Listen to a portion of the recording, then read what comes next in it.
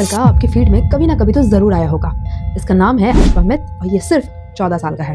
इस बच्चे का कहना है कि सरकार इससे डर चुकी है और इसके ऊपर एफआईआर दर्ज कर दी गई है। इसने तो एफआईआर की कॉपी कहीं दिखाई नहीं, लेकिन चलो मैं आपको इसकी सच्चाई दिखाती हूँ। जरा इसकी बातों को सुनो।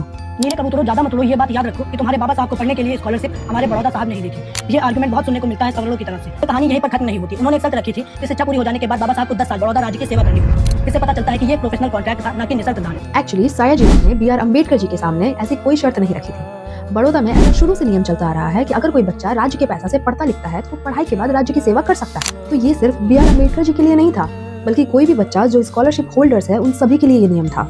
सायाजी राव का ये उद्देश्य था कि राज्य का पैसा सिर्फ डिग्री के लिए नहीं, बल्कि सिस्टम को सुधारने वाले के दिमाग के ऊपर खर्च करना चाहिए।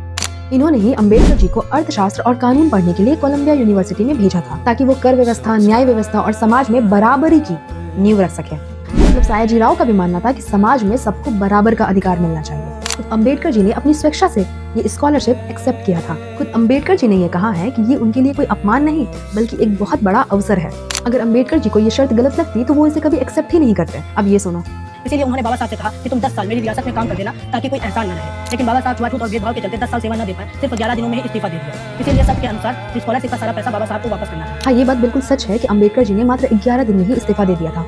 लेकिन सच्चाई ये है कि जब बॉन्ड साइन किया गया था तो उसमें कुछ शर्तें मेंशन थी, जिसमें ये कहा गया था कि जो बच्चा पढ़ाई के बाद 10 साल राज्य की सेवा नहीं करता है तो उसे स्कॉलरशिप का पैसा वापस करना पड़ेगा। तो ये नियम सभी बच्चों के लिए था।